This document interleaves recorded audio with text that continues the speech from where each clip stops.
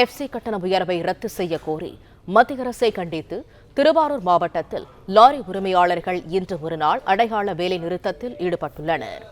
கூடுதல் தகவல்களை தருகிறார் எமது செய்தியாளர் ரவி. ரவி, விவரங்கள் என்ன?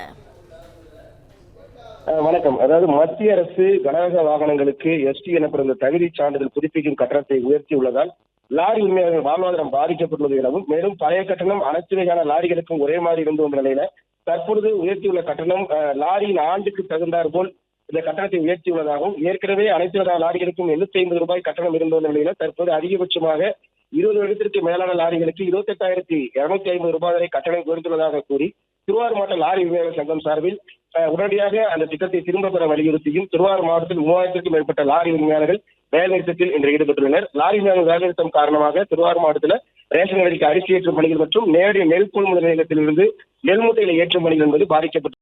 கேரள அரசின் திட்டத்தில் தளர்வுகளை அறிவித்தது போன்று தமிழக அரசும் உரிய நடவடிக்கை மேற்கொள்ள வேண்டும் என்கிற கோரிக்கையை லாரி உரிமையாளர்கள் வைத்துள்ளனர்.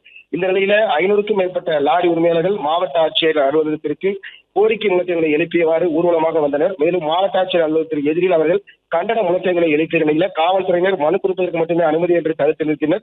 தொடர்ந்து லாரி உரிமையாளர் சங்கத்தினர் ஊர்வலமாக முழக்கங்களை எழுப்பியபடி மாவட்ட ஆட்சியர் வளாகத்துக்கு வந்து காத்திருந்த நிலையில முக்கிய நிர்வாகிகள் மாவட்ட ஆட்சியரிடம் கோரிக்கை மனுவை அளித்துள்ளனர்.